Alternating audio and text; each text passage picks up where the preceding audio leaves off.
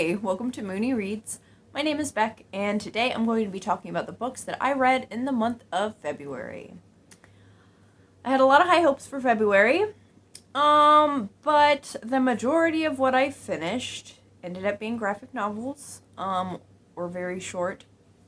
So I'll get into what I finished, and then I'll get into what I started, because I did start several things that I intend on finishing. Start with the first book that I read went along with the VaLITines readathon, and it covered love language, which is to read a book that was translated, as well as long distance, which was from a country that is not my own, and it also fit the prompt of commitment issues, which is to continue or start a series. And I read volume 3 of The Girl from the Other Side. I've talked about The Girl from the Other Side a little bit. I'm really enjoying this series. I should be getting volume 4 very soon. The whole premise of the series is that something happened. There is, it almost seems like a sort of plague, maybe something spiritually related, but a bunch of people in the village that she's from went away and she was left behind. And so she's the only little girl in this place, and this dark creature is taking care of her. It's a mix of horror and wholesome, and I love it. Next, I finished The Times I Knew I Was Gay by Eleanore Cruz. And this was a nice graphic memoir. I read it pretty quickly, and I ended up giving it 3.5 stars. It was good. I connected with some of it. It wasn't super in-depth or hard-hitting in a way that made me want to give it 4 or 5 stars, but it was still good, and I would still recommend it. She basically goes through her life, kind of not realizing that she was gay initially, and then coming to terms with figuring that out, kind of reflecting on all of that. This book technically fit the VaLITines challenge of long distance, which is from a country that is not your own, because I'm pretty sure Eleanore Cruz is from the UK. The next book that I read was The Black Panther Party, a graphic novel history by David Walker and Marcus Kwame Anderson. This, like it kind of explains in the title, is just the history of the Black Panther Party. It goes through and talks about how it was formed, who formed it. It talks about the other Black Panther parties that were around at the same time and how they were connected or sometimes less connected, and talked about, in general, what was going on in history. And also talked about the way that it was dismantled, and talks a little bit about the hand that the FBI played in that, falsely accusing people and sending them to jail, things like that. So this was very interesting. I really enjoy graphic nonfiction. It showed me a lot of things that I hadn't known before. And I initially gave this 5 stars, but upon reflecting, I'm thinking that it's maybe closer to like 4.5. There's a lot of discussion about COINTELPRO and this program that the FBI had put together to kind of take down the Black Panthers. But there are some people who did do jail time, and it doesn't really address the circumstances surrounding it.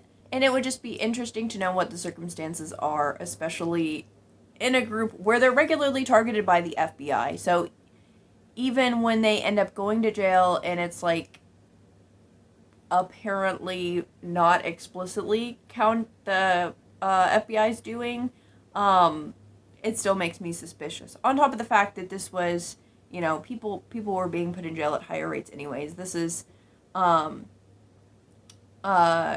in like the late 60s, early 70s, so it's not like at the height of the war on drugs, but there's still a lot of that going on. And the end of it actually talks about the war on drugs and how the Black community started to be really inundated with drugs and things like that. So I feel like basically it doesn't paint the whole picture. I don't know what the whole picture is, so I can't say for sure. Maybe there was just some stuff that they went to jail for, but that feels wrong. So I wish that they would have elaborated more on that, because like the message at the end was basically like, there was some good, there was some bad, but ultimately like the message that we can take from this is that the reason the Black Panther Party was formed is still happening. I just feel like there wasn't enough information on all of the circumstances with all of the people who did go to jail, supposedly not for things that they were framed for. So I'm looking forward to learning more about the Black Panther Party. I have a number of books, including some, like, histories. I think Waiting Till the Midnight Hour is one of them, as well as a number of autobiographies of folks who were around the Black Panthers.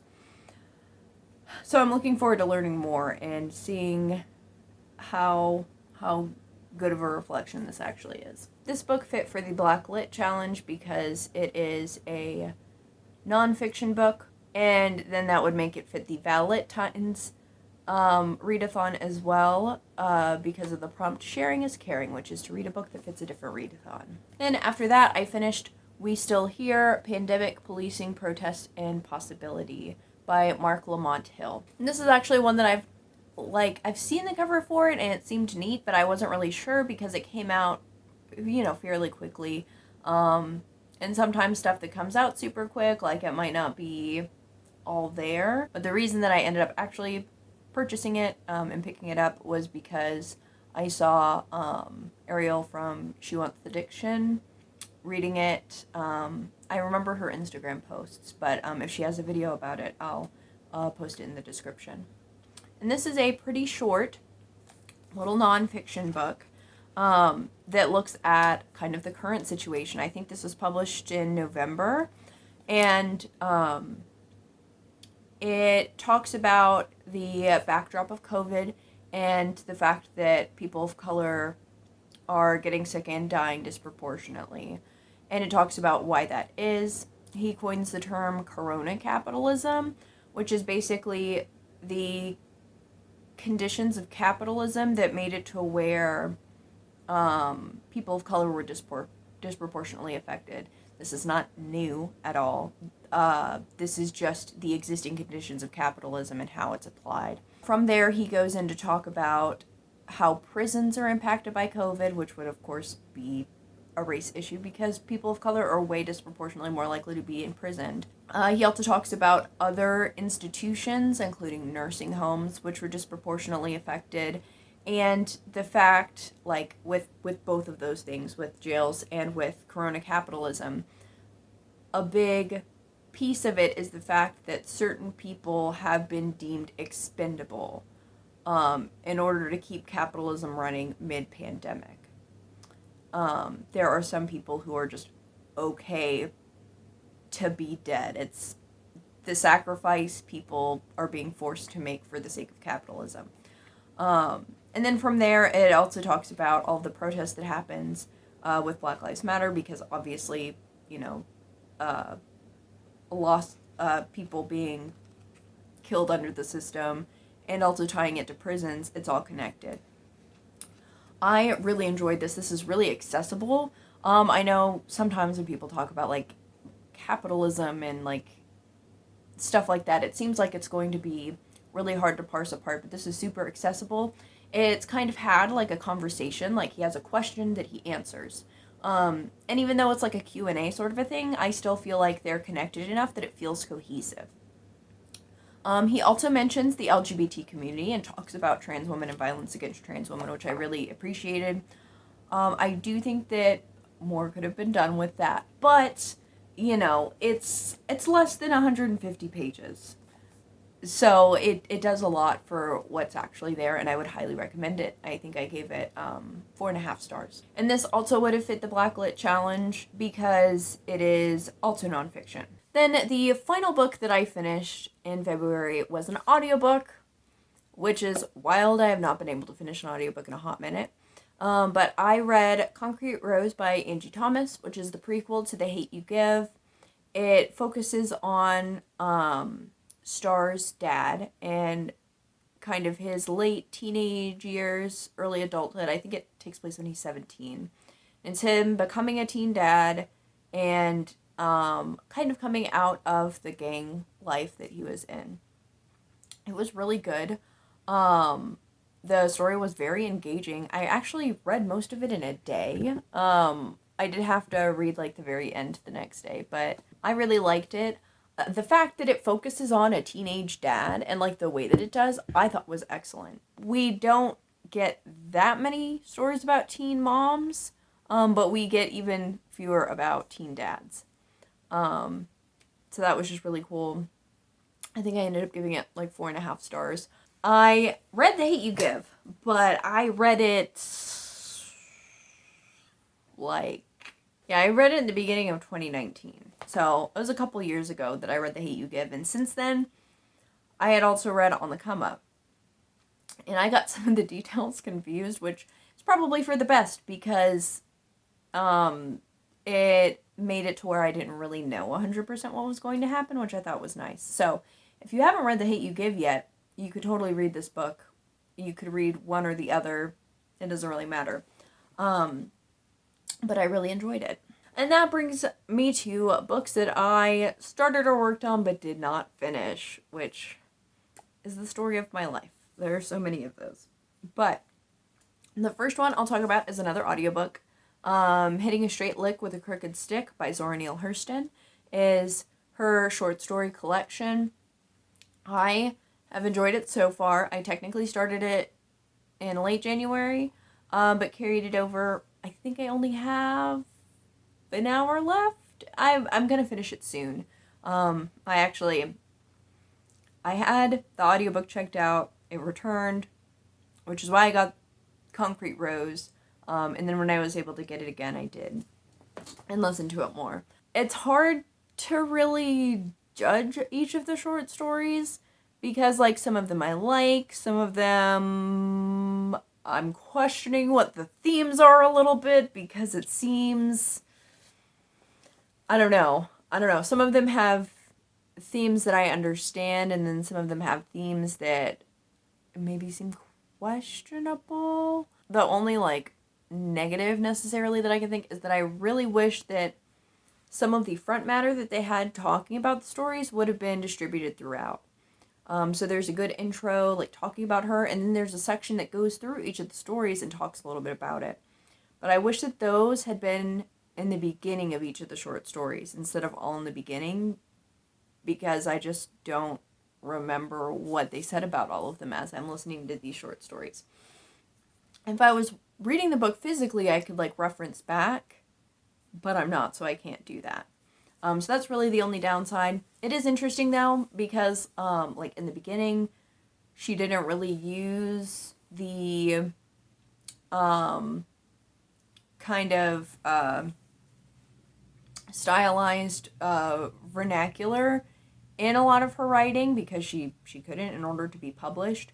And if you've read Their Eyes Were Watching God, that's how the whole thing is written. So it's interesting to see how it's been added in over time. So I plan on finishing that soon. Another book that I started in February is Captive Genders, Trans Embodiment in the Prison Industrial Complex, edited by Eric Stanley and Nat Smith. So, like the title says, it's looking at trans and queer people and how they relate to the prison industrial complex.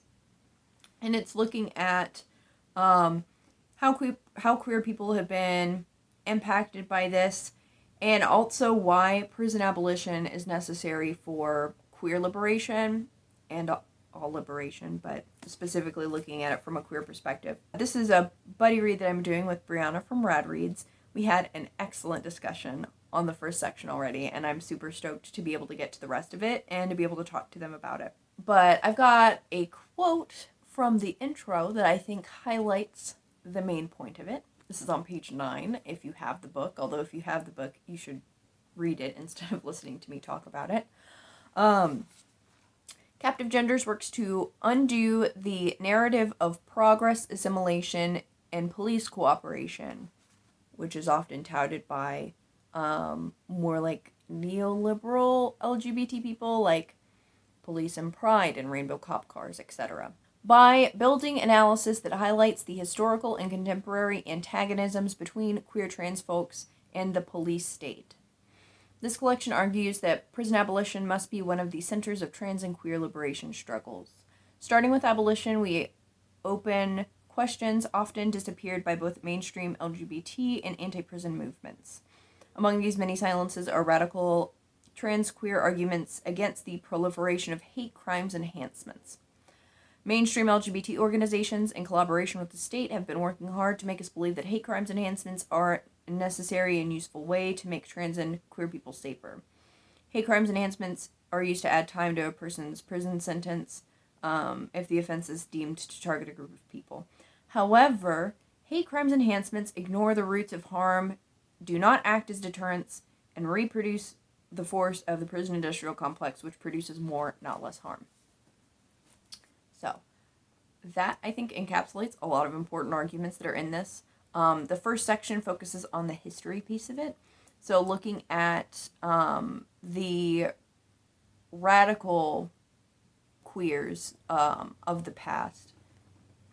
And in the fact that they were met with hostility and violence from police and prisons historically. It's largely looking at the U.S., but it also brings in Canada as well. One of these is focused on Canada. And throughout these different readings, there's stuff from academics and stuff from people who are actually there. So there's a lot of really good stuff in this.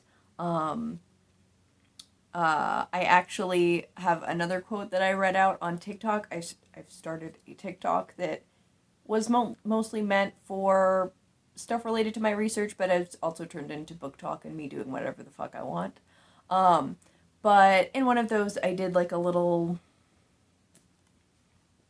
vloggy bit where I read a little bit about what this has to say about abolition, because I think when a lot of people hear about prison abolition, it's the same thing that people think when they hear like abolish the police. There's an immediate reaction of that's ridiculous. People would just run amok and there would be crime everywhere. But like, there's more to it than just make this one thing go away. It's more about a society where that isn't necessary. On top of just making that go away, because it's actually perpetuating harm. So, anyways, this is a good read. The next thing that I started also has to do with prisons. We have Breaking the Walls of Silence, AIDS and Women in a New York State Maximum Security Prison.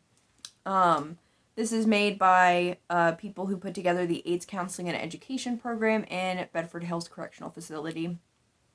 I mentioned in my TBR, I got this because I was wanting to read more on Katrina Haslip, who was an activist that put this together. She was in prison and made this happen, taught herself law. After she got out of prison, she continued to be an advocate for people with AIDS.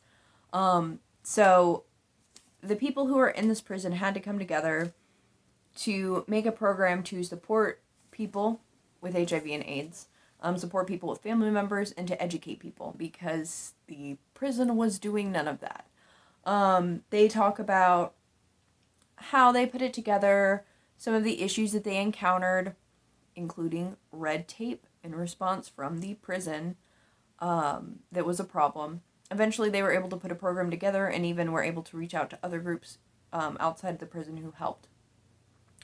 I'm only about a third of the way through, but I think the bulk of the rest of this is talking about the actual program and what the program was. The beginning part was really talking about putting it together. So this is extremely important, and reading this with alongside prison abolitionist text is really interesting, to say the least. Obviously they couldn't come at this with any kind of call for action or need for change. I don't know what the personal perspectives of the people within this are in terms of prison abolition, but I mean, they wrote this while they were in jail, so there was only so much that they could say. So it's interesting seeing what they have to say about the reaction that they got, and thinking about all this together, because it's really cool that people were able to put this stuff together. The work that they did, that's really incredible. However, the fact that they had to do it is fucked up. Period. End of sentence. There is no reason that one of the populations most impacted had to do the work themselves, which is overwhelmingly what happened with the AIDS epidemic. It's what the LGBT community had to do. It's what prison communities had to do, communities of color. And then this is like an intersection because most of the people imprisoned are people of color.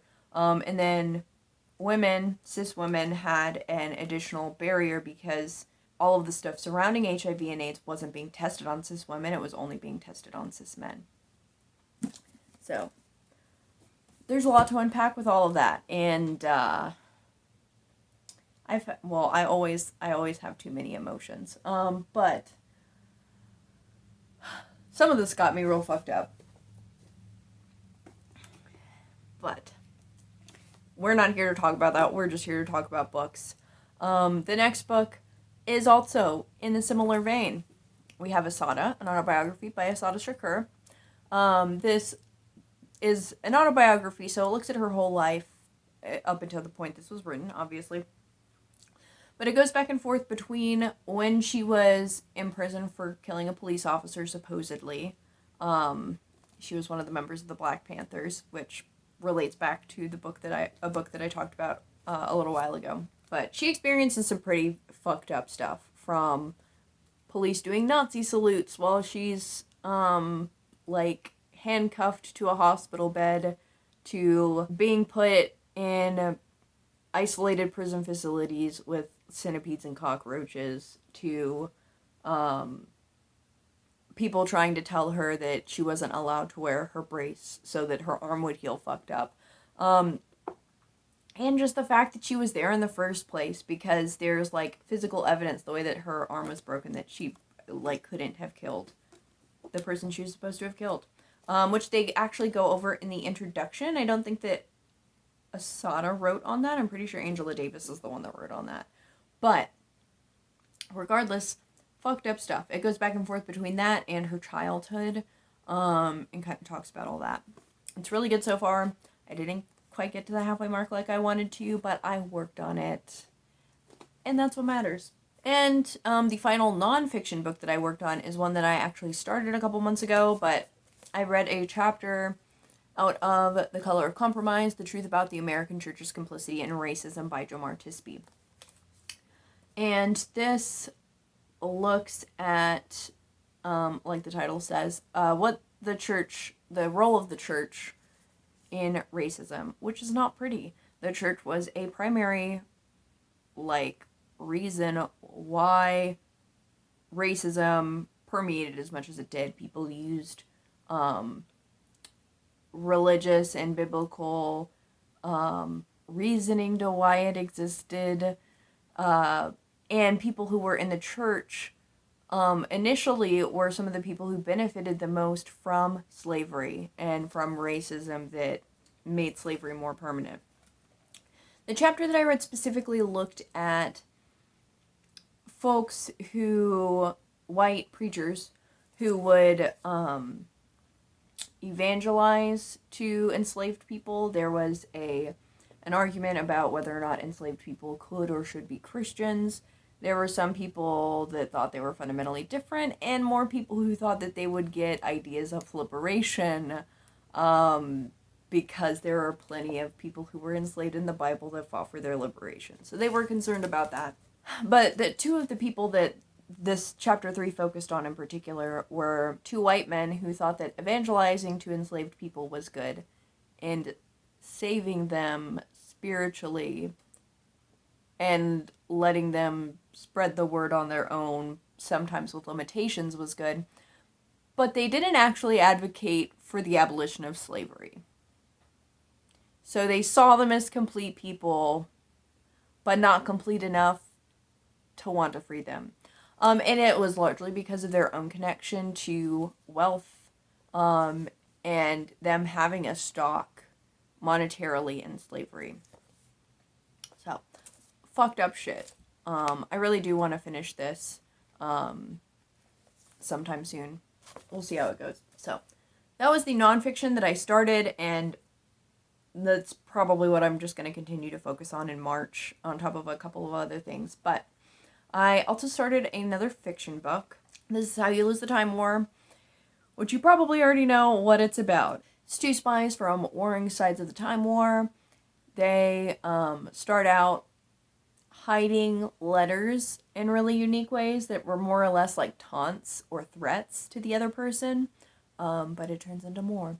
I'm only on like page 22, and it's hard to have an opinion so far from what other people have said. I really, really hope that I like it. This might be one that I put down and pick up later because I don't think I was in the mindset for it.